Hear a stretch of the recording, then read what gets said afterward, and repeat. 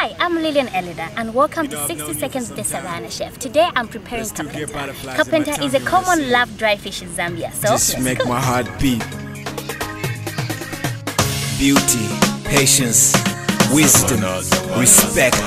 You're a true African woman, and this song is just explain how I feel about you. Listen, ma, you make my heart go.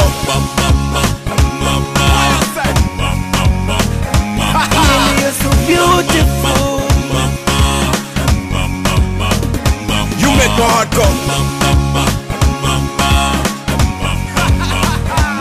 Lily, you're so beautiful. and voila, it's done. A true African woman, Lily, the Savanna Chef. Her heart is warm as the African sun.